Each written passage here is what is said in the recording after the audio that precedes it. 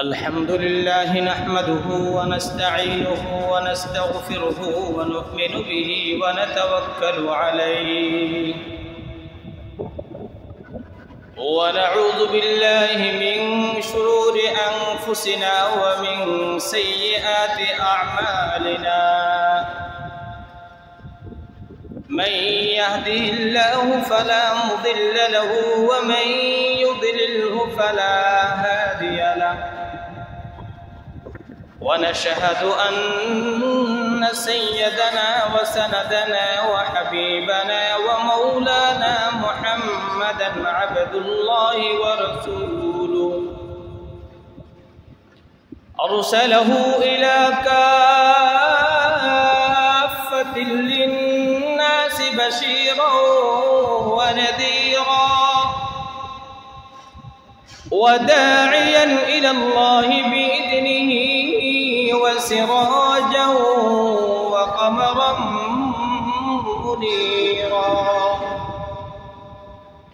اللهم صل على محمد وعلى آل محمد كما صليت على إبراهيم وعلى آل إبراهيم إنك حميد مجيد اللهم بارك على محمد وعلى آل محمد كما باركت على إبراهيم وعلى آل إبراهيم إنك حميد مجيد أما بعد فقد قال الله تعالى في كلامه المجيد والفرقان الحميد أعوذ بالله من الشيطان الرجيم بسم الله الرحمن الرحيم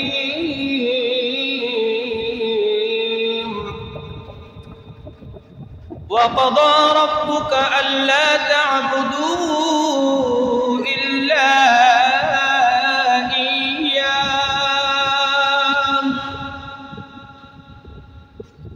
إلا إياه وبالوالدين إحسانا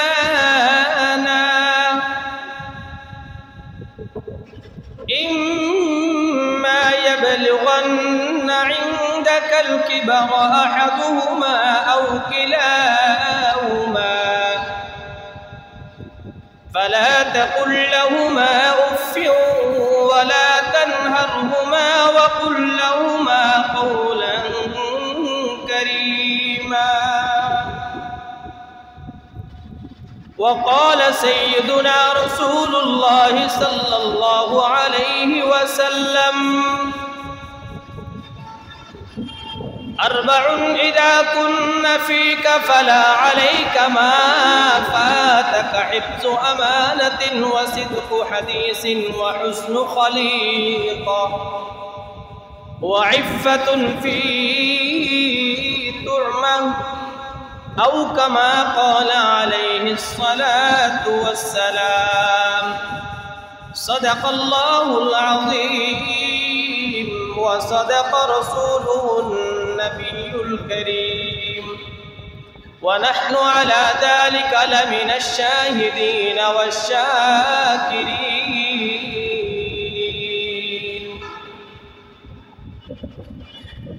أي ختم رسول فخر شاہ مدینہ أي ختم رسول فخر شاہ مدینہ دخلا دے مجھے منظر گلزار مدینہ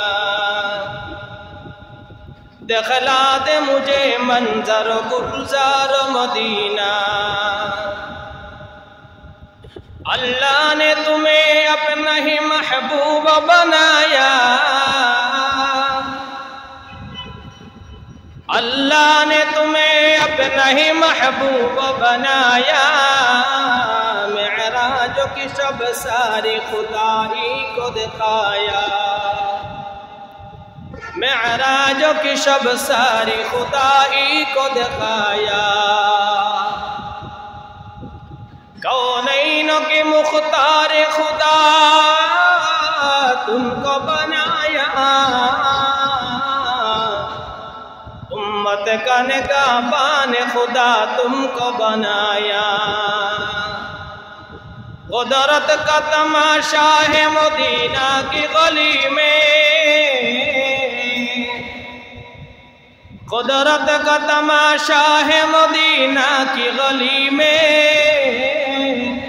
जन्नत का नमूना है मदीना की गली में, जन्नत का नमूना है मदीना की गली में।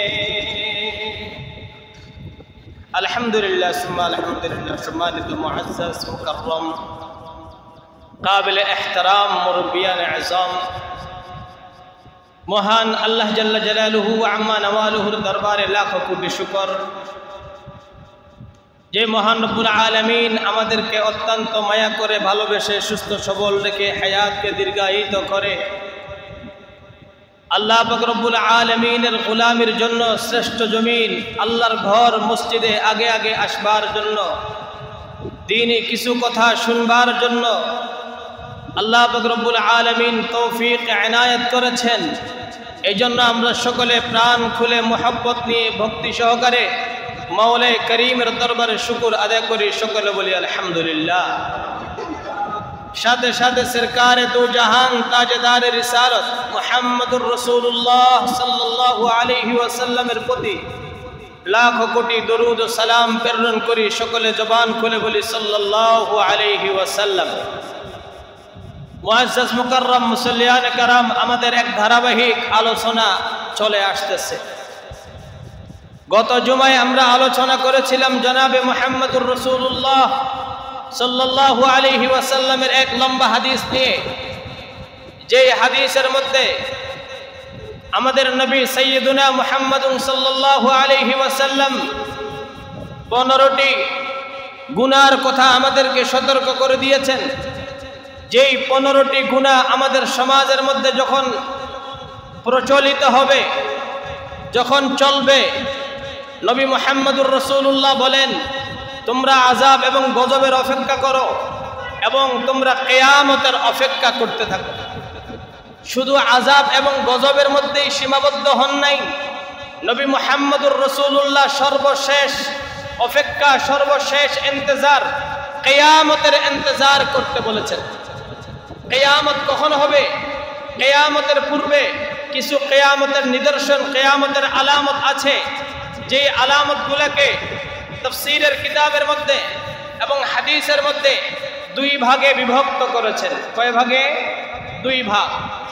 এক ভাগের নাম হলো আলামতে সুগরা, আরেকটি ভাগের নাম হলো আলামতে কুবরা। সুগরা এর অর্থ হলো ছোট, কিছু আলামত আছে আলামতে সুগরা, আর কিছু আলামত আছে, চিহ্ন আছে আলামতে কুবরা, যেগুলো চূড়ান্ত সর্বশেষ কিয়ামতের আলামত, এরপরে আর কোনো আলামত আসবে না। অনেক হুজুর, অনেক আলেম মসজিদে মিম্বারে বয়ানের মধ্যে বলেন এই গুনাহটা কিয়ামতের আলামত, এই গুনাহটা কিয়ামতের আলামত। বলে এই গুনাহগুলা কিয়ামতের আলামত, তারপরেও কেন কিয়ামত আসতেছে না? বলে তাহলে তো হুজুরদের কথা কি নয়, সঠিক না। বলে এই জন্য আপনাদেরকে বুঝবার জন্য বলছি, তাফসীরের মধ্যে কিয়ামতের আলামতকে দুই ভাগে ভাগ করা হয়েছে। এক কিয়ামতের আলামতের নাম হলো আলামতে সুগরা, আরেক কিয়ামতের আলামতের নাম হলো আলামতে কুবরা। আলামতে কুবরা যেগুলো রয়েছে চূড়ান্ত পর্যায়ের চিহ্ন, এই চূড়ান্ত পর্যায়ের চিহ্ন যদি আমাদের মধ্যে দেখা যায়, প্রকাশ পায়, তাহলে মনে করবেন কিয়ামত অতি সন্নিকটে, এবং কি বান্দাদের তওবা কবুল হওয়ার দরজা আল্লাহ বন্ধ করে দিয়েছেন। তাহলে কিয়ামতে সুগরা পাওয়া গেলে তওবার দরজা আল্লাহ বন্ধ করবেন না, তওবার দরজা খোলা থাকবে।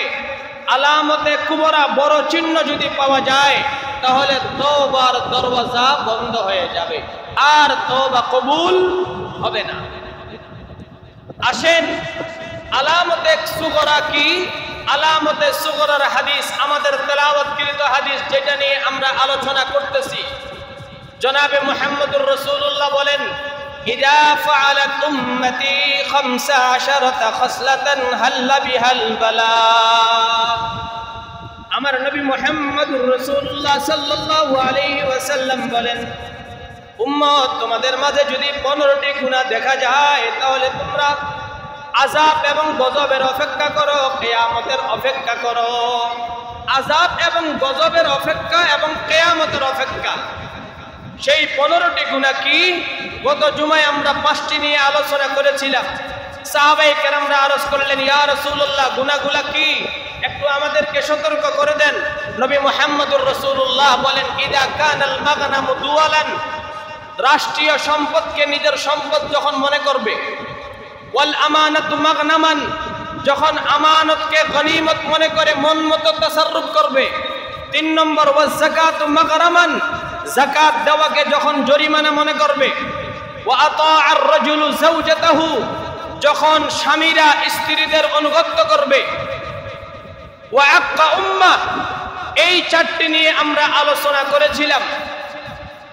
আজকে আমরা আমাদের আলোচনার পর্ব হলো পিতামাতার অবাধ্য সন্তান কাকে বলে, এবং পিতামাতার অবাধ্য হলে কি কি করণীয়, এবং সন্তান অবাধ্য না হওয়ার কি করণীয়। সন্তান অবাধ্য না হবে কিভাবে, অবাধ্য হলে করণীয় কি, এই বিষয় নিয়ে আজকে আমরা আলোচনা করব। তাহলে 15টি আলামতে সুগরা, ছোট আলামত কিয়ামতের, 15টিকে আগে আপনাদের সামনে সহজভাবে আমি উপস্থাপন করি। 4টি আলোচনা হয়ে গেল। 5ম নম্বর, ওয়া আক্কা উম্মা, নিজের মাকে কষ্ট দেওয়া। ওয়া বাররা সাদিকা, 6 নম্বর, নিজের বন্ধুদের সাথে সৎ আচরণ করা। 7 নম্বর, ওয়া জাফা আবাহ, নিজের পিতাকে কষ্ট দেওয়া। 8 নম্বর, ওয়ারতাফাতিল আসওয়াতু ফিল মাসাজিদ, মসজিদের মধ্যে এসে মুসল্লিদের আওয়াজ বড় হয়ে যাওয়া। 9 নম্বর, ওয়া কানা যাঈমুল কওমি আরদালাহুম, সমাজের মধ্যে নেতৃত্ব দিবে, সমাজের মধ্যে নেতৃত্ব দিবে। সমাজের মধ্যে যারা কর্তৃত্ব করবে তারা হবে সমাজের একবারে হীন সর্বনিম্ন শ্রেণীর মানুষরা সমাজের মধ্যে নেতৃত্ব দিবে, নেতা সেজে যাবে। ওয়া কানা যাঈমুল কওমি আরদালাহুম। 10 নম্বর, ওয়া উকরিমার রাজুলু মাখাফাতা শাররি, মানুষ একে অপরকে সম্মান করবে, একে অপরকে সালাম দিবে, ভয় নিয়ে, ভয়ে সালাম দিবে, ভয়ে। ওয়া উকরিমার রাজুলু মাখাফাতা শাররি। 11 নম্বর, ওয়া শুরিবাতিল খুমুর, মদ্যপান বেড়ে যাবে। 12 নম্বর, ওয়া লুবিসাল হারির, পাতলা কাপড় মেয়েরা পরিধান করবে। 13 নম্বর, ওয়াত্তুখিজাতিল কায়নাত ওয়াল মুআজিব, সমাজের মধ্যে বাদ্যযন্ত্র বেড়ে যাবে। 14 নম্বর, ওয়া লাআনা আখিরু হাযিহিল উম্মাহ, পূর্বপুরুষ আমাদের বাবা, আমাদের বাপদাদা, আমাদের পূর্বের উত্তরসূরি আকাবের যারা আছে তাদেরকে এক শ্রেণীর মানুষ লানত করবে, অভিশাপ দিবে, গালি দিবে। ওয়া লাআনা আখিরু হাযিহিল উম্মতি আউওয়ালাহা ফালইয়ারতাকিবু ইনদা যালিকা রিহান হামরা। রাসূল বলে, যদি এই রকম গুনাহগুলো তোমরা দেখতে পাও, ফালইয়ারতাকিবু, অপেক্ষা করো, ইনদা যালিকা রিহান হামরা, গরম বাতাসের, লু হাওয়ার অপেক্ষা করো। গরম বাতাস এটা গজবের জন্য আসে, আল্লাহর পক্ষ থেকে শাস্তির জন্য আসে। তো রাসূল বলে, ইনদা যালিকা রিহান হামরা ওয়া জালজালাতান, ভূমিকম্পের জন্য অপেক্ষা করো। ওয়া খাসফান, তোমাদের চেহারা বিকৃত হয়ে যাওয়ার সময় ঘনিয়ে আসছে, চেহারা বিকৃত হয়ে যাবে।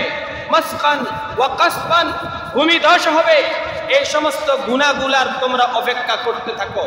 এই গুনাহগুলা হলো আলামতে সুগরা। এই গুনাহগুলা কি বলেন না? আলামতে সুগরা, কিয়ামতের ছোট আলামত, এগুলাকে বলা হয় আলামতে সুগরা। এবার প্রশ্ন হলো, হুজুর আলামতে কুবরা কি? আলামতে কুবরার মধ্যে অন্যতম আলামতে কুবরা হলো ইয়াজুজ মাজুজ বের হবে। কোরআনের মধ্যে আসছে, ইন্না ইয়াজুজ ওয়া মাজুজ। ইয়াজুজ মাজুজ বনি ইসরাইলের একটা গোত্র, একটা দল, যাদেরকে বাদশাহ সেকান্দার সদ্যে দেওয়াল দিয়ে তাদেরকে আবদ্ধ করে রেখেছে। এই ইয়াজুজ মাজুজ তারা সকাল থেকে নিয়ে সন্ধ্যা পর্যন্ত এই দেওয়ালকে তাদের জিহ্বা দিয়ে চাটতে থাকে আর বলে আজকে আমরা বেরিয়ে পড়ব আর দুনিয়ার সমস্ত মানুষকে আমরা ধ্বংস করে দিব। এইভাবে দৈনিক তারা দেওয়াল চাটতে থাকে। আল্লাহ পাক রব্বুল আলামিন যখন কিয়ামতে কুবরা, কিয়ামতের বড় নিদর্শন দেখানোর ইচ্ছা হবে, তখন সেই ইয়াজুজ মাজুজরা বলবে আজকে আমরা ইনশাআল্লাহ এই দেওয়ালকে নিশ্চিহ্ন করেই ছাড়বো। ইনশাআল্লাহ বলার পরে অর্ধ দিনের মধ্যেই দেওয়াল নিশ্চিহ্ন হয়ে যাবে। তারা বেরিয়ে পড়বে। সর্বপ্রথম বের হয়ে সমস্ত নদী নালা খাল বিল সমুদ্রের পানিগুলা সব তারা খেয়ে ফেলবে। এটা হলো আলামতে কুবরা। এরপরে মানুষদেরকে আক্রমণ শুরু করবে।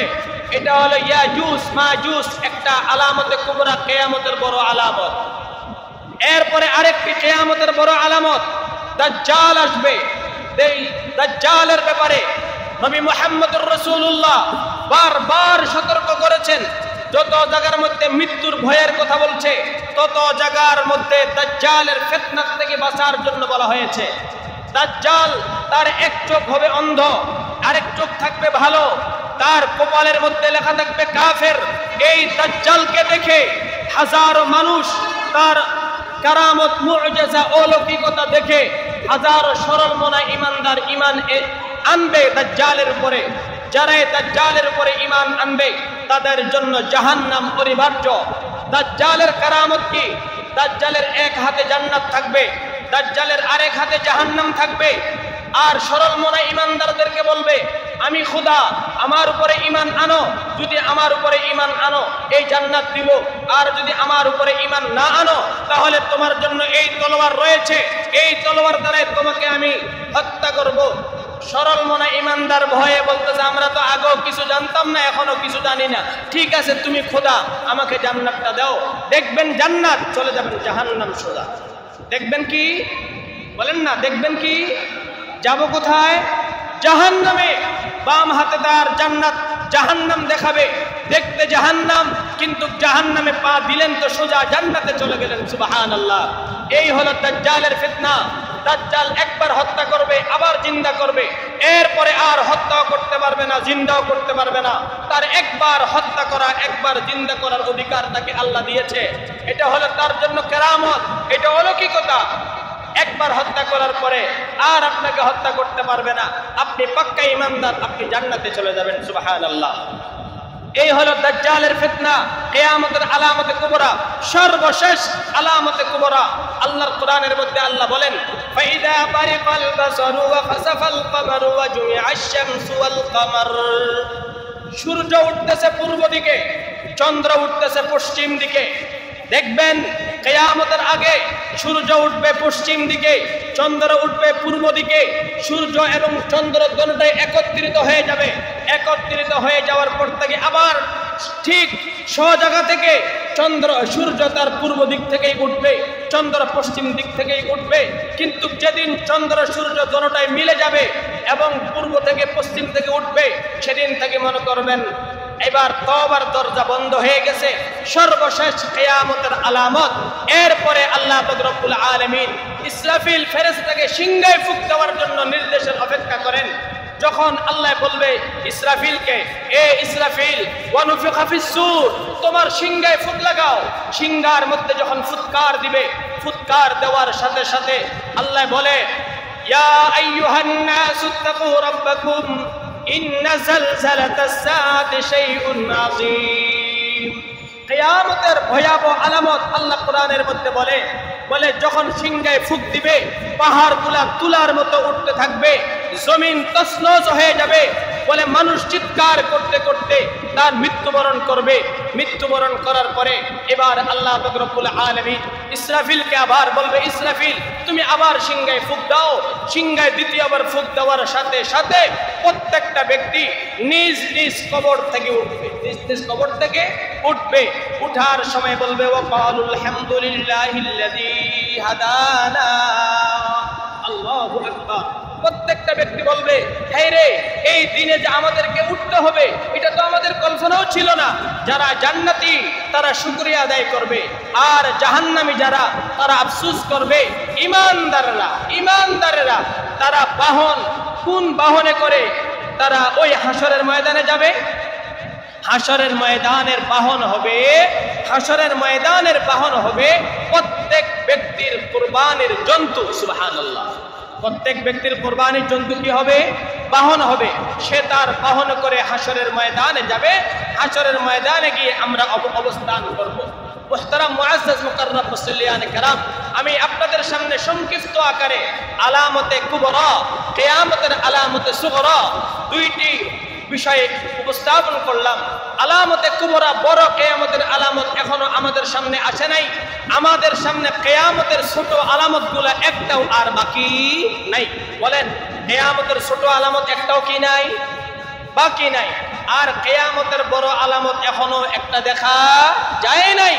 আমাদের দেশীয় অনেক বহু উলামায়ে কেরাম আলেম যদিও ভবিষ্যৎবাণী দিচ্ছে 2-4-5 বছরের মধ্যে দাজ্জাল চলে আসবে। 2-4 বছরের মধ্যে আসবে নাকি 100 বছর পরে আসবে এটা আমার মাওলাই করিম ভালো জানে। আমার আল্লাহ বলে, লা তাকুমুস সাআ হাত্তা ইয়াকুলা আল্লাহ আল্লাহ ফিল আরদি। যতদিন পর্যন্ত আল্লাহর জমিনে আল্লাহ আল্লাহ শব্দটা বলার মতো মানুষ থাকবে ততদিন পর্যন্ত আল্লাহ কিয়ামতে কুবরা আলামতে কুবরাগুলা দেখাবে না। তাহলে আল্লাহ বললেওয়ালা মানুষ নাই? জোরে বলেন নাই? আল্লাহ বললে বলা মানুষ অসংখ্য অগণিত। আপনার চোখে পড়তেছে না? হ্যাঁ, 4 দেওয়ালের ভিতরে রাতের বেলা আল্লাহর কুদরতি কদমের মধ্যে সেজদার মধ্যে কান্না করনেওয়ালা অগণিত আল্লাহ ডাকনেওয়ালা 4 দেওয়ালের মধ্যে আছে, ঠিক কিনা? 4 দেওয়ালের মধ্যে আছে। অথচ আমাদের দেশীয় এক শ্রেণীর আলেম না বুঝার কারণে বলে 4 দেওয়ালের ভিতরে কিছু আলেম থাকে, তারা কিছু বুঝে না, দুনিয়া আখিরাত বুঝে না। আরে 4 দেওয়ালের ভিতরে আল্লাহ বললেওয়ালা থাকলে দুনিয়া থাকবে, আর যদি আল্লাহ বললেওয়ালা না থাকে আল্লাহ এই দুনিয়াকেও রাখবে না। তোমার নেতৃত্ব আর তোমার এই ক্ষমতা, তোমার রাজনীতি আল্লাহ বললেওয়ালা আছে, এই জন্য তোমার নেতৃত্ব চলতেছে। আল্লাহ বললেওয়ালা যদি না থাকে তাহলে তোমার এই নেতৃত্ব দেওয়ার মতো সুযোগও থাকবে না। এই জন্য শুকরিয়া আদায় করেন, 4 দেওয়ালের মধ্যে আল্লাহ বললেওয়ালা কিছু খালেস মানুষ আছে। আল্লাহ আমাদেরকে আল্লাহ বললেওয়ালাদের তালিকার মধ্যে নামটা লেখক। সকলে বলে আল্লাহুম্মা আমিন। মুহতারাম মুআজ্জাজ মুকাররম মুসল্লিয়ান কিরাম, আপনাদেরকে আজকে আমরা আলোচনা করব ওয়াক্কা উম্মাহ। সন্তান পিতামাতার অবাধ্য কেন হয়? সন্তান পিতামাতার অবাধ্য কেন হয়? এবং না সন্তান অবাধ্য যেন না হয় এর করণীয় কি? নবী মুহাম্মদুর রাসূলুল্লাহ সাল্লাল্লাহু আলাইহি ওয়াসাল্লাম ইরশাদ করেন, ও দুনিয়ার মানব জাতি, তোমার সন্তানকে তুমি যদি তোমার কন্ট্রোলে রাখতে চাও, তোমার আয়ত্তে রাখতে চাও, তাহলে তোমাকে 5টা কাজ করতে হবে। কয়টা কাজ? জোরে বলেন, কয় কাজ? 5 কাজ। এই 5টি কাজ যদি আপনি করতে পারেন, আপনার সন্তান কোনোদিন অবাধ্য হবে না। আপনার সন্তান কোনোদিন আপনি আম্মাকে কষ্ট দিবে না। আপনার সন্তান কোনোদিন আপনি আব্বাকে কষ্ট দিবে না যদি আপনি এই 5টি কাজ করতে পারেন। 1 নম্বর কাজ, সন্তান যখন মায়ের গর্ভে উদরে আসবে, মায়ের পেটে যখন সন্তান ভূমিষ্ঠ হয়, মায়ের গর্ভে যখন সন্তান কনসেপ্ট হয়, গর্ভধারণ করে, তখন ওই মার কিছু করণীয় আছে। ওই মার করণীয় কি? ওই মার করণীয় হলো সদা সর্বদা আল্লাহর কোরআন তেলাওয়াত, আল্লাহর জিকিরে নিমগ্ন থাকা। আল্লাহর জিকিরে নিমগ্ন থাকা। কারণ আপনি আপনার সন্তান গর্ভে নিয়ে যেই কর্মগুলা করবেন, যেই কাজগুলা করবেন, আপনার সন্তান হুবাহু ওই কাজগুলায় দুনিয়াতে এসে করবে।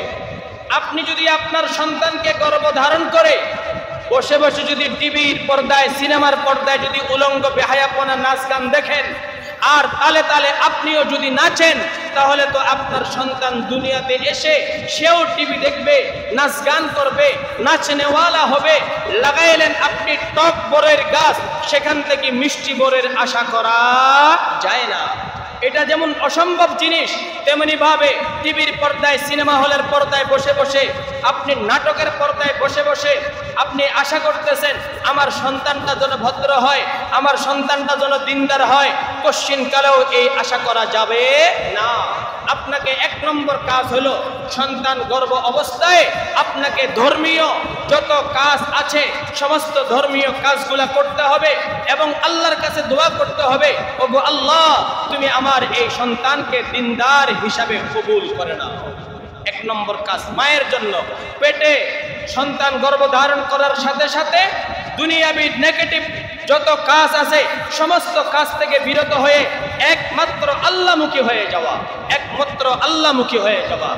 2 নম্বর কাজ, আপনার সন্তান যখন দুনিয়াতে আসবে, দুনিয়াতে আসার পরে সর্বপ্রথম আপনার সন্তানের এক কানে আজান দিবেন, আরেক কানে ইকামত দিবেন। বলেন, সন্তানের এক কানে কি দিব? আজান দিব, আরেক কানে কি দিব? ইকামত দিব। কারণ বুখারী শরীফের মধ্যে হাদিস আসছে, যখন কোনো সন্তান দুনিয়ার জমিনে ভূমিষ্ঠ হয়, জন্মগ্রহণ করে, শয়তান এসে তার 2 পাজরের মধ্যে এভাবে গুতা মারে। এভাবে কি মারে? গুতা মারে। গুতা মারার সাথে সাথে সেই সন্তান কেঁদে উঠে। যখন ওই বাচ্চার কানের মধ্যে ডান কানে আজান, বাম কানে ইকামত দিবে, ইকামত দেওয়া আজান এবং ইকামতের কারণে হাদিসের মধ্যে আসছে শয়তান পিছন রাস্তা দিয়ে বাতাস ছাড়তে ছাড়তে জুরাতুন বাতাস ছাড়তে ছাড়তে বহু দূরে চলে যায়। এখন আমাদের সন্তান কানে যেন আজান দিতে না পারে, আমাদের সন্তানদের কানে যেন ইকামত দিতে না পারে, এই জন্য আমাদের দাদা বাবুরা ইয়াহুদ এবং নাসারারা গভীর চক্রান্ত ষড়যন্ত্র করে তারা সিজারের ব্যবস্থা রেখেছে। সিজারের পরে বলে এই 8 ঘন্টা পর্যন্ত 7 ঘন্টা পর্যন্ত এই বাচ্চাকে দেখা যাবে না, অক্সিজেনের মধ্যে রাখতে হবে, তাপমাত্রার মধ্যে রাখতে হবে, বিভিন্ন কথা বলে এই সন্তানকে তারা গোপন করতে থাকে 7 থেকে 8 ঘন্টা। যখন শয়তানের কুতা পড়ে যায় 7 থেকে 8 ঘন্টা পরে, তখন বলে হ্যাঁ আপনার বাচ্চা সুস্থ আছে, এবার আপনার বাচ্চা আপনি নিয়ে যান। এই যে কানে আজান দেওয়া, ইকামত দেওয়া থেকে বিরত রাখার জন্য সিজারের ব্যবস্থাপনা করছে। সিজার ছাড়াও সন্তানকে হিট দেওয়া, অক্সিজেন দেওয়া, বিভিন্ন পন্থায় আমাদের মুসলমানদের বাচ্চাগুলাকে আজান এবং ইকামত থেকে দূরে সরিয়ে দিচ্ছে, ঠিক কিনা? এজন্য আমাদের সন্তান যখন ভূমিষ্ঠ হবে নিজে নিজ হাতে কোলে নিয়ে ডান কানে আজান দিবেন, বাম কানে ইকামত দিবেন। এই সন্তান কোনোদিন নাস্তিক হবে না, এই সন্তান কোনোদিন বাপের উপরে বৃদ্ধাঙ্গুলি দেখাবে না, এই সন্তান কোনোদিন মাকে তুই তাই বলে কথা বলবে না। 3 নম্বর কাজ, এই সন্তান যখন 7ম দিন, 15তম দিন, 21তম দিন, এই 3টা দিনে বাচ্চার জন্য একটা আকিকা করবেন। কি করবেন? আকিকা। বলেন না কি করবেন? আকিকা। আমাদের দেশে রসম রেওয়াজ রয়েছে, সন্তান যখন ভূমিষ্ঠ হয় তখন টাকা ইনকামের একটা মাধ্যম সোর্স তৈরি করে, বলে যাই হোক ভালোই হলো, ছেলে হলে তো একবারে নূরুন আলা নূর, আর খুশির সীমায় থাকে না। বলে 2 বছর পরে 3 বছর পরে একটু হাতে টাকা হোক, একটা গরু দিয়ে আমি আকিকা করব, সমস্ত আত্মীয় স্বজনদেরকে দাওয়াত দিব।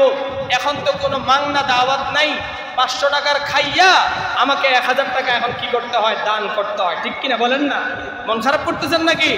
সবাই দাওয়াত করে, বিবাহের অনুষ্ঠান বলেন, আর আকিকা বলেন, আর ওলিমা বলেন, সমস্ত দাওয়াতগুলো এখন টাকার জন্য হয়ে গিয়েছে, টাকার জন্য। অথচ রাসূল বলছে এই আকিকা এটা সুন্নত, মুস্তাহাব কাজ, এটা ইবাদত। এই খানা খাওয়াইয়া টাকা নেবেন না, এটা ইবাদত। যদি টাকা নিতে যান তাহলে এই ইবাদতটা বিনষ্ট হয়ে যাবে, নষ্ট হয়ে যাবে, ইবাদত আর থাকবে না। তাহলে আমার আকিকা করতে হবে 7ম দিনে, আমার আকিকা করতে হবে 15তম দিনে, আমার আকিকা করতে হবে 21তম দিনে। এই 3 তারিখের মধ্যে যদি আপনি আকিকা করতে পারেন তাহলে আল্লাহ আপনাকে একটা স্পেশাল উপহার দিবেন। কি দিবেন?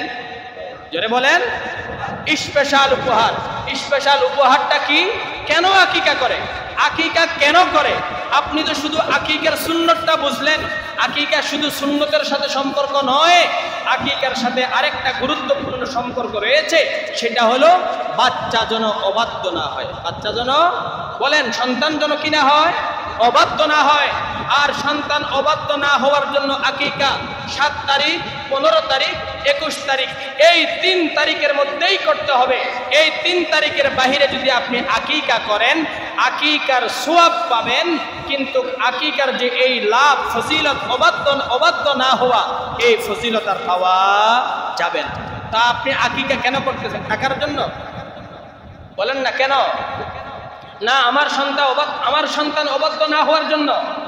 যদি আমার সন্তান অবাধ্য না হওয়ার জন্য আমি আকিকা করে থাকি, তাহলে আমাকে 7 তারিখ, 15 তারিখ, 21 তারিখ, এই 3 তারিখের মধ্যে আমাকে আকিকা করতে হবে। তাহলে আমার সন্তান অবাধ্য হবে না, আমার কন্ট্রোলের বাহিরে যাবে না, সন্তান আমার কন্ট্রোলের মধ্যে থাকবে। 1 নম্বর কাজ, আমার মায়ের জন্য গর্ভ অবস্থায় কোনো খারাপ কাজ করা যাবে না। 2 নম্বর, দুনিয়াতে আসার পরে সর্বপ্রথম ডান কানে আজান, বাম কানে ইকামত। 3 নম্বর, ওই সন্তানের জন্য আকিকা করা। 4 নম্বর, ওই সন্তানের একটা ভালো নাম রাখা। কি রাখা? জোরে বলেন, কি রাখা? ভালো নাম রাখা।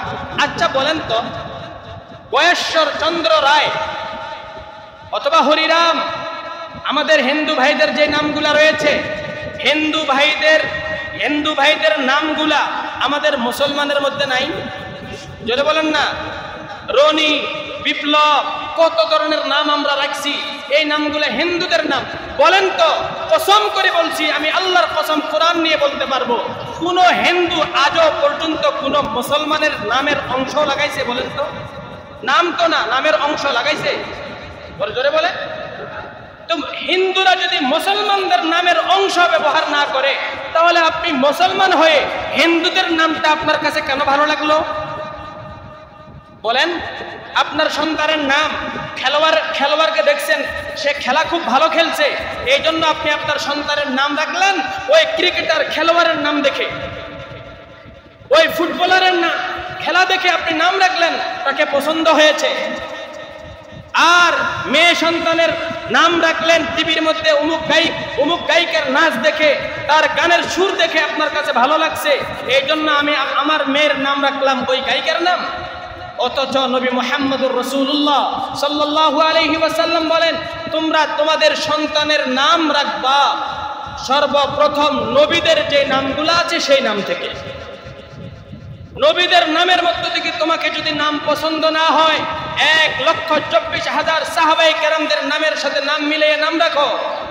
তারপরও যদি তোমার পছন্দ না হয়, অসংখ্য অগণিত আউলিয়ায়ে কেরাম জন্ম নিয়েছে দুনিয়ার মধ্যে, তাদের নামের সাথে নাম মিলাইয়া নাম রাখো। কেননা কাল কিয়ামতের ময়দানে আল্লাহ পাক রব্বুল আলামিন সুন্দর নাম ধরে ধরে কিয়ামতের ময়দানে নাম ধরে ডাকবে। সুবহানাল্লাহ। এজন্য আপনার সন্তানের নাম রাখবেন সুন্দর নাম। আল্লাহর কাছে সবচাইতে প্রিয় নাম হলো আব্দুল্লাহ, আব্দুর রহমান। বলেন, আল্লাহর কাছে সবচাইতে প্রিয় নাম কি? আব্দুল্লাহ এবং আব্দুর রহমান। কিন্তু আমাদের কপালের ভাগ্যের নির্মম পরিহাস, আমাদের দেশে যদি কারো নাম রাখে আব্দুল্লাহ, আমরা তাকে ডাকি আব্দুল। ও আব্দুল, কিরে ভাই, এই গ্রামের নাম আরেক গ্রামে কেন নিয়ে গেলেন? শব্দ হলো দুইটা, একটা হলো আব্দুন, আরেকটা হলো আল্লাহ। আব্দুন মানে দাস, আল্লাহ মানে আমার খালেক, আমার মালিক। আপনি যে আব্দুল দালের সাথে লামটা লাগাই দিলেন আব্দুল, আল্লাহর নাম আনিয়া লামটা এনে আপনি আব্দুলের সাথে লাগাই দিয়ে বানাই দিলেন কি আব্দুল। আপনি যে নামটা বিকৃত করলেন, আপনি যে গুনাহগার হয়েছেন, এটা কি আপনি জানেন? আল্লাহর সাথে সম্পর্ক, এরকম শব্দের নাম একক ব্যবহার করা জায়েজ নাই। কেউ এরকম বলতে পারবে না রহমান, শুন, বলা যাবে না। যেমন নাকি আব্দুল্লাহর শুধু আল্লাহ বলে কাউকে ডাকা জায়েজ নাই, তেমনি ভাবে আব্দুর রহমানের আব্দুকে ফেলে দিয়ে রহমান বলে ডাকা। আব্দুর রাজ্জাক নাম হলো আব্দুর রাজ্জাক, আব্দুল ফেলে দিয়ে কয়ে রাজ্জাক, শুন, বলা জায়েজ নাই। এগুলো বুঝতে হবে শরীয়তের মাসআলা। দুনিয়ার সব পেজ বুঝেন, শুধুমাত্র শরীয়তের নিয়ম নীতি বুঝেন না, এটা কেমন কথা? এটা আমার কপাল খারাপ, বুঝতে হবে। এজন্য ৫ম নম্বর কাজ হলো সন্তানের সুন্দর, ৪র্থ নম্বর কাজ হলো সন্তানের সুন্দর একটা নাম রাখা। কি রাখা বলেন না? সুন্দর একটা নাম রাখা। ৫ নম্বর কাজ হলো আপনার দায়িত্ব, যখন বাচ্চার বয়স ৫ বছর হবে, এবার বাচ্চাকে আপনি কোরআনী শিক্ষা দেন। কোন শিক্ষা? জলে বলেন, কোন শিক্ষা? আজ থেকে ১০-১৫ বছর আগেও সকালবেলা মসজিদের মাইকে অথবা নিজের বাপ দাদারা নাতি নাতিনদের হাত ধরে মসজিদের মক্তবে দিয়ে আসতো, কোরআনের সূরা শিখার জন্য, নামাজের দোয়া শিখার জন্য, এখন আমাদেরকে মক্তব কোরআন শিক্ষা থেকে বঞ্চিত করবার জন্য, আমাদেরকে কোরআন শিক্ষা থেকে দূরে নিয়ে যাওয়ার জন্য কিন্ডারগার্টেন নামক এক আমাদেরকে ভাইরাস বের করে দিয়েছে। যে কিন্ডারগার্টেনের মধ্যে 5 বছরের বাচ্চা 2-4টা ইংলিশ বলতেছে, সন্তান এত খুশি, এত খুশি, মনে হয় তার হাতের মধ্যে চন্দ্র যদি এনে দেয় তাও সে এত খুশি হবে না সন্তানের মুখে 2-4টা ইংলিশ শোনার পরে যে পরিমাণ খুশি হচ্ছে।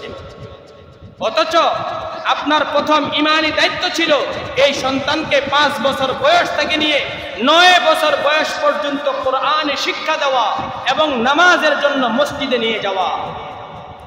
রাসূল আকরাম সাল্লাল্লাহু আলাইহি ওয়াসাল্লাম বলেন, তোমার সন্তানকে তুমি নামাজের জন্য নির্দেশ দাও, মুরু আওলাদাকুম বিসসিবিয়ান, তোমাদের সন্তানদেরকে নামাজের জন্য নির্দেশ দাও যখন তার বয়স ওয়াহুম আবনাউ 7 সিনিন, 7 বছর বয়স হবে।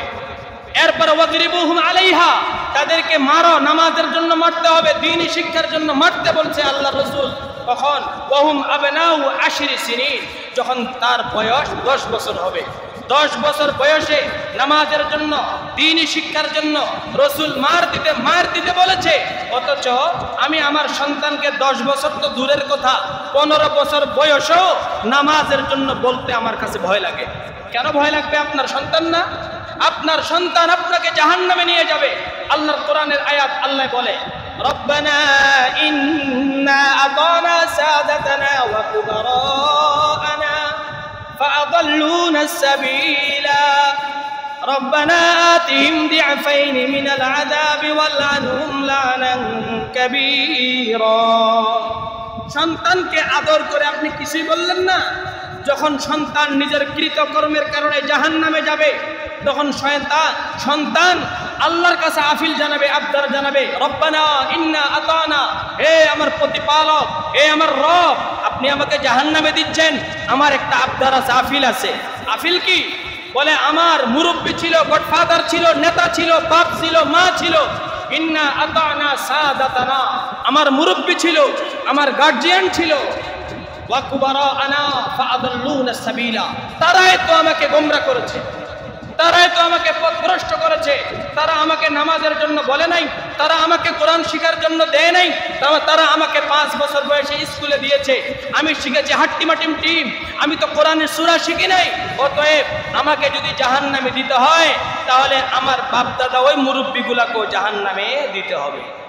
আরো আবদার করবে, শুধুমাত্র 1 গুণ, আমাকে যদি 1 গুণ জাহান্নাম দেন তাহলে আমার ওই মুরব্বীগুলাকে 2 গুণ দিতে হবে। আতিম দিফাইনি, ডবল শাস্তি দিতে হবে। কত শাস্তি? ডবল শাস্তি। মুহতারাম মুআজ্জাজ মুকাররম মুসল্লিয়ানে কেরাম, পায়ে হাত রেখে বলি, আমার কথায় কষ্ট পাবেন না। আমি ইংরেজির বিরুদ্ধে না, বাংলার বিরুদ্ধে না, আমি কোরআনের পক্ষে না, আমি সব কিছুর পক্ষে। কোরআন সবার ঊর্ধ্বে। কোরআন আছে তো আমি আছি, কোরআন নাই তো আমি নাই। কোরআন আছে তো আমার অস্তিত্ব আছে, কোরআন নাই তো আমার অস্তিত্ব নাই। এজন্য কোরআনের সাথে আপনার সন্তানকে দ্বীনি শিক্ষার সাথে দুনিয়াবী শিক্ষা দেন, কোনো আপত্তি নাই। কিন্তু দ্বীনি শিক্ষার থেকে মাইনাস করে যখন দুনিয়াবী শিক্ষা দিবেন, তখন সন্তান আপনার বিরুদ্ধে আচরণ করবে, আপনাকে গালি দিবে, আপনাকে কষ্ট দিবে।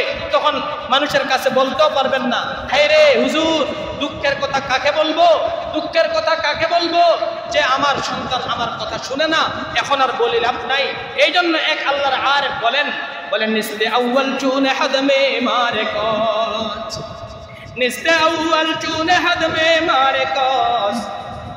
বলে আপনার ভিত্তি, ঘর করতেছেন 10 তলার ফাউন্ডেশন দিয়ে, বলে এই ঘরের ভিত্তিটা যদি প্রথম যদি সোজা না হয়, আপনি উপরে 10 তলায় গিয়ে জিন্দগি তো সোজা করা কিনা সম্ভব না। সম্ভব?